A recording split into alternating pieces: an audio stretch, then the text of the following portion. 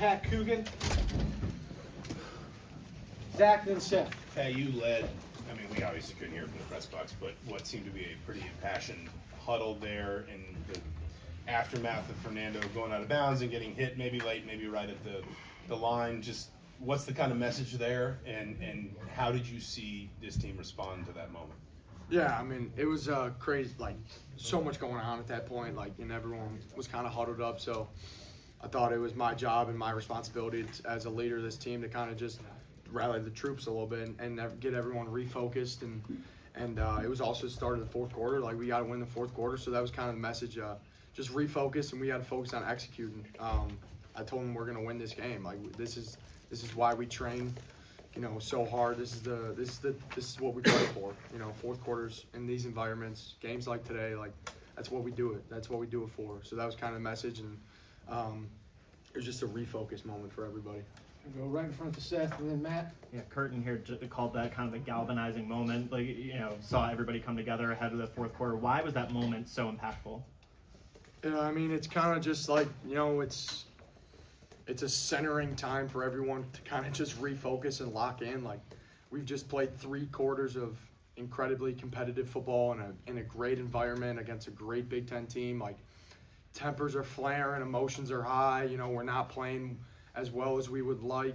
And it was kind of just that, like, moment to bring the boys together and get our eyes focused forward and on the same mission at hand, and that was to win the game.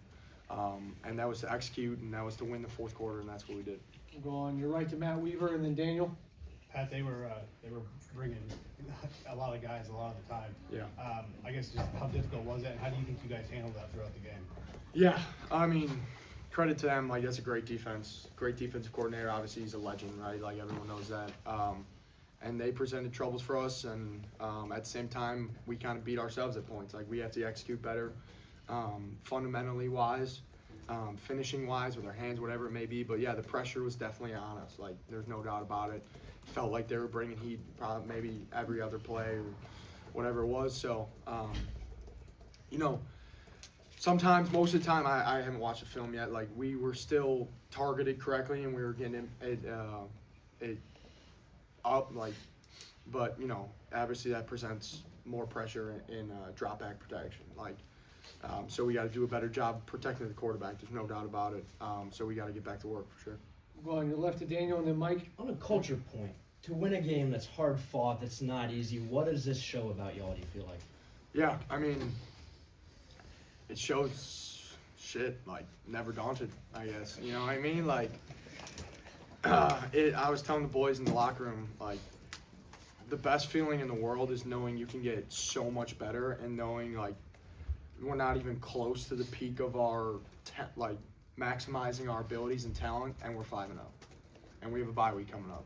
And we have a huge road trip coming up. And we have so much room to grow, so much room to get better, and that's the best feeling in the world. Like, as an athlete, as a college football player, like, that excites me, that excites the boys. Like, that's what I was telling them. Like, but for us to come in here, Kinnick, like, place was rocking, great test, defense, like, they presented a great challenge for us. Like, it shows, like, what we're made of. Like, it's we hit adversity and we responded, and it truly shows the character of this football team, and we got to keep stacking them. Like, this won't be the peak of our season, 100% it won't be, and we got to keep stacking.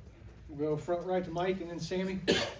But how is important, you Notre Dame last year, big moments, big games, and those things build. Like, how important is it to have a moment you said facing adversity?